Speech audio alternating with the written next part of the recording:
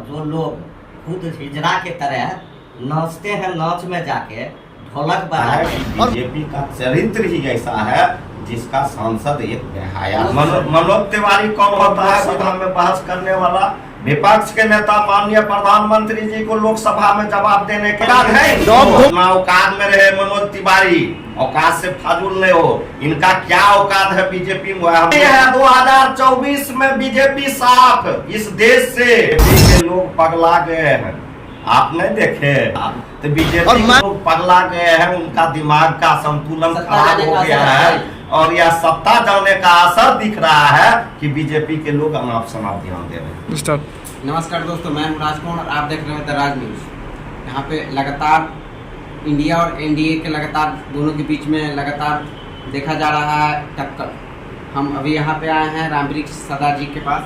यहाँ पे देखिए, मनोज तिवारी ने पहले ही बोला कल कि सारे विपक्ष के नेता आए हैं जो नामर्द हैं। इस पर आप क्या कहेंगे? सबसे पहले तो मैं आपको धन्यवाद देता हूँ। और जो लोग खुद हिजड़ा के तरह नाचते हैं, नाच में जाके ढोलक बजाते हैं और गलत भाषा का प्रयोग करते हैं, तो बीजेपी की चल रही है जो भाषा संसदीय कार्य प्रणाली में नहीं है, वैसे भाषा को बीजेपी के सांसद प्रयोग करता है, तो यह बीजेपी का चरित्र दर्शाता है कि बीजेपी का चरित्र ही ऐसा है जिसका सांसद एक बेहाया जैसे बात करता है। उसके एक ही विधायक नहीं, उनका लगातार रवि किशन हो, मनोज तिवारी हो, गौतम गंभीर हो, इन सभी का बयान ऐसा ही होता है। ये दोनों तो नाचने वाले ही हैं। ये दोनों रवि किशन हो या मनोज तिवारी हो, ये दोनों तो नचनिया पार्टी है। यही मनोज तिवारी का गाना था, हाँ ही हास दिली रिंकिया के पापा। तो ये रिंकिया के पापा क्या बोलते हैं नहीं बोलते हैं, कल परसों भी वो वीडियो इसका वायरल हुआ था। दिल्ली में लोग घेर के इसको बुरी तरह से इनको उसी के बीच में हाँ उनको जो है इस ढंग के कर रहा था। तो उसी के बीच में जो है से वह अपने नाकामी को छुपाने के लिए विपक्ष के साथ जो इस ढंग का बात कर रहा है, वह बीजेपी के वह सांसद है और मनोज तिवारी जी को इस ढंग की बात नहीं बोलना चाहिए था। जो बात इस पे कार्रवाई होनी चाहिए कि नहीं? ऐसे सांसद के तो अच्छा नहीं लगता है। कार्रवाई कौन करेगा? कार्रवाई बीजेपी के लोग करेंगे, उनका जो स्पीकर है लोकसभा वह करेंगे। क्या आपने देखे हैं कभी बीजेपी का लोग कार्रवाई किया है? आज मणिपुर का क्या हाल है, मणिपुर जल रहा है, देश के बेटियों के साथ गलत हो रहा है, पालमान बेटियों के साथ बलात्कार हुआ है, देश में बेटियों का आदिवासियों बेटियों को बहुओं को नंगा करके घुमाया जा रहा है। तो जब इस परिस्थिति में बीजेपी के लोग कार्रवाई के लिए नहीं सोच सकते हैं, तो ये जो लोग गलत बयान देते हैं, ये तो वही लोग के इशारा पर देते हैं जो लोग कार्रवाई करते, उन्हीं के इशारा पर ये बोलते हैं। बीजेपी वाले तो कहते हैं कि उनका कोई आवाज ही नहीं उठाते हैं विपक्ष, तो हम कैसे कार्रवाई करें, ये बात बोलते हैं। सबसे पहले आप मीडिया के लोग हैं और कोई भी भाषा, हम एक विधायक हैं, आपके चैनल के माध्यम से अगर कोई भी बात बोलते हैं, वह बात सरकार को भी मालूम होती है और एक आम पब्लिक को भी मालूम होती है। तो क्या हम भाई प्रधानमंत्री नरेंद्र मोदी जी से पूछना चाहते हैं, वह विपक्ष से पूछकर कोई काम करते हैं कि विपक्ष के पूछकर कार्रवाई करेंगे?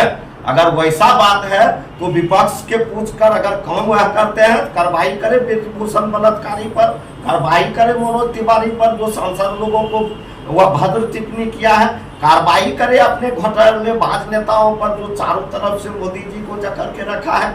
उसको यह दम नहीं है कि वह कार्रवाई करेगा, विपक्ष को कहेगा मुद्दा क्या? विपक्ष आपके चैनल के माध्यम से एक बहाया की तरह बात कर रहा है और आप कह रहे हैं कि विपक्ष कार्रवाई को मांग नहीं कर रहा है। बोलते कि मुद्दा मैं बात करना चाहता हूं इस पे मणिपुर मुद्दे में, लेकिन कोई विपक्ष करवाना चाहता ही नहीं है बात करने के लिए। क्योंकि बेटी नहीं है।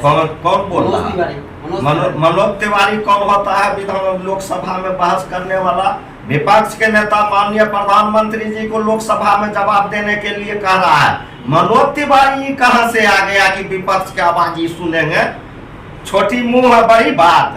ये बीजेपी के नेता है, औकात है इनको? अपना औकात में रहे मनोज तिवारी, औकात से फाजुल नहीं हो। इनका क्या औकात है बीजेपी में, हम लोग को देख ले है। 2024 में दिखाया जाएगा वो तो देखना ही है। 2024 में बीजेपी साफ, इस देश से इस बार हमारा समाज, इस देश में इस बार समाजवादियों ने ठान लिया है और बीजेपी को इस देश से इस बार खदेड़ देना है और 2024 में राष्ट्रवाद का झंडा लाल किला पर फहराया जाएगा और बीजेपी को इस भारत की धरती पर धूल चटाया जाएगा।